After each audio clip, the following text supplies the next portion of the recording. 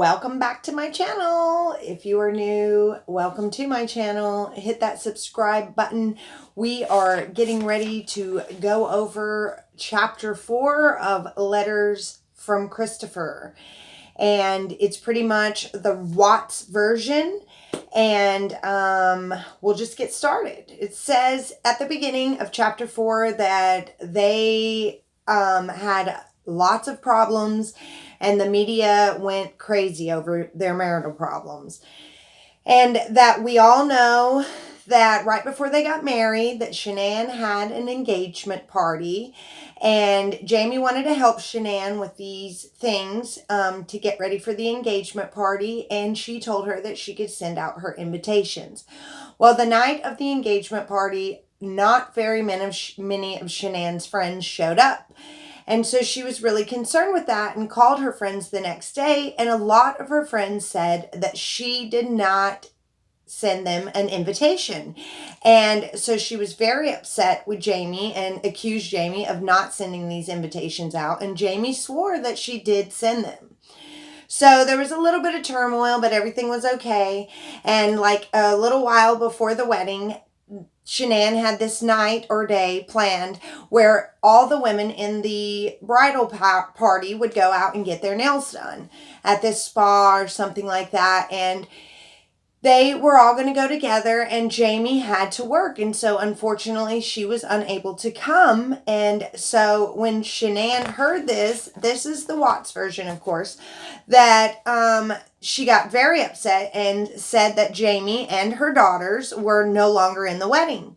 Well, Jamie and her daughters had already spent money and they bought their dresses. And so this is what supposedly, allegedly had upset the Watts.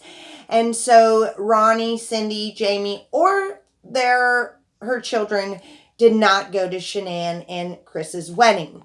Now, so they are saying that they moved past that, but Cindy and Ronnie always regretted that they didn't go to the wedding because they know that it hurt Christoper a lot and that Christoper forgave his parents, but it did deeply hurt them.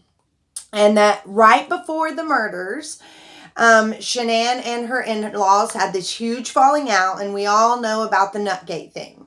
So basically, Shanann was going to spend the weekends when she went to North Carolina at Chris's parents' house because she was splitting up her time with grandparents. And so she made it to the second weekend at Chris's house, and the original story was that Jamie's sister put nuts out, and then her daughter went and got ice cream with the nuts in it and sat down and ate it next to Celeste, who had this really bad tree nut allergy and couldn't even be around anything that was made in a factory with the tree nuts. And evidently, she would have rashes and breathing problems, and she already had breathing problems. And so every time she came in contact with this allergen, she would have a worse reaction. And so Shanann was really scared about this. And so their version, the Watts version, is that Jamie wasn't there and that Ronnie wasn't there at all. And that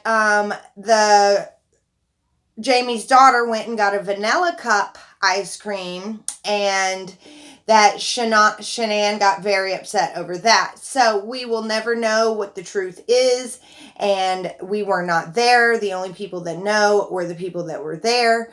But what had happened is that this was brewing up so much that Cindy told Shanann that she just needed to leave. And so she got Jamie's girls together, no matter what happened, and took a ride with Chris's sister's kids, and let Shanann deflate. Well, she called her dad and told her dad to come and get them, and they just left. And so Shanann was very angry, and right before they left, her nephew, which is Jamie's son, said to the girls, "I probably will never see you again." And it was so prophetic because he didn't see them again. Little did he know that his uncle was going to murder them and he wouldn't get to see them. But he was only saying that because he had seen this big blow up go on between his grandmother and his Aunt Shanann over the ice cream. And so he was saying that because of that, but it's just eerie the way that it turned out.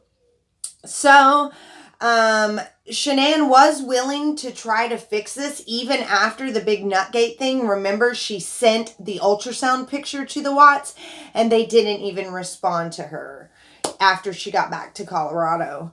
So, she saw, and the reason why she did this is she saw how Chris was taking it. She could sense a difference in the way that he was treating her.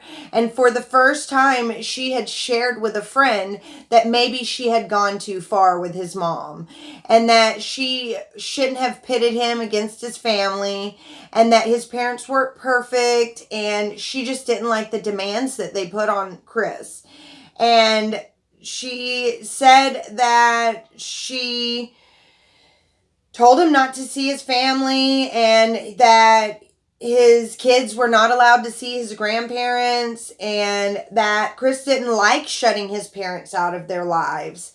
And also he said that she told him not to call his parents or see them again, and that was making him simmer, and it was giving him the nerve to go ahead and do with what he was planning. And that normally he would cleave to Shanann in these arguments and always take her side, but he really had missed his family, and he longed for things to be good, and he didn't really even see the real reason why they couldn't all just be a family. And the author says that their personalities just didn't clash, and that just because Cindy and her daughter-in-law did not get along, it doesn't make her a murderer. And that Cindy said she didn't interfere with Chris and Shanann's marriage. And Chris said that he knew from the beginning that Shanann did not like his mom and sister, and that they basically felt the same about her. And he says that he let it go for too long, and he does admit that he should have done something about it and intervened, but he never did. He says that he just sided with Shanann because he didn't like confrontation. He said, the author says that on a daily basis that the Watts deal with so much hate, and everyone treats them a certain way because of what their son has done, and that in the beginning they thought that their daughter-in-law was the one that killed their granddaughters, and so they weren't happy with her. And at the time, the only information they had is what Chris had told them in his confession, because he was kept away from his parents. He wasn't even allowed to talk to his parents until the day before sentencing. From the time he confessed and you saw him with Ronnie, he was not allowed to talk to his parents until sentencing. That's why they went around and did their little interviews. That's why they were the way they were, is because they believed that whole time that Shanann had killed the girls, and that he just killed Shanann because he saw her killing the girls. And so he told his parents right before sentencing that he had pled guilty and he did it for a reason, and that they would find out. And so going into sentencing, like I said, they had no idea what had happened, and they didn't know what to think. Their heads were spinning when they heard, what they heard in the courtroom. And Shanann's parents was, adamant that Shanann wasn't able to hurt those girls, that she wasn't even capable of it. And the Watts were questioning how in the world their son was capable of it. And the Watts didn't get to go to the funeral. That Ronnie made a phone call, and somebody in the family told them that it was probably best if they stayed away because there were media everywhere and they did not want to get them attacked. They didn't want them to get attacked. And it wasn't like an ugly thing. It was literally someone looking out for them. And so they didn't want to make a scene or anything like that, or make it harder on the Ruseks. And so they stayed away, and they did a little service. Their pastor said some words, and they sang Amazing Grace. And they said it was very beautiful, but very sad. And that they didn't really have a way to tell Shanann and the babies and Nico goodbye. and that their last visit with Shanann and their granddaughters were just crazy, and they wish that it wasn't like that in turmoil. And no one could possibly know how hard it is on them. And the author says that it would be nice if the two families put their differences aside and would help each other in this heartbreaking time. She said that there are many things that the Watts said about Shanann that she has chosen not to write in this book. And that things that have been said about Shanann that are cruel and full of hate. And even Christoper agreed not to say those things, that she does not deserve it.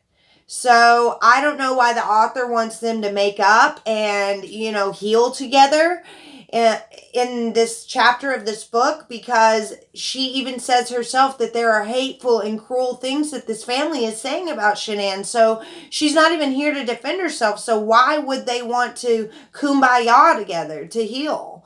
She even ends the book saying that it's unfortunate that both families are good and that they're both hurting the most unimaginable loss, and that hopefully one day that they can come together because they both loved and adored the grandchildren, and that there's hundreds of pictures to show this, and that they were blessed for the time that they had, and their shared bond was the baby girls, and hopefully someday they can look past their hurt and help each other heal and get past this.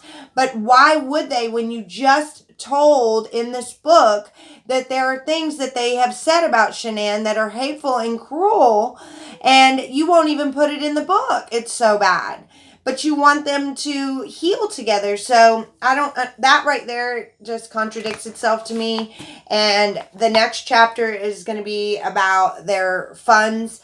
So that will be chapter 5. Stay tuned.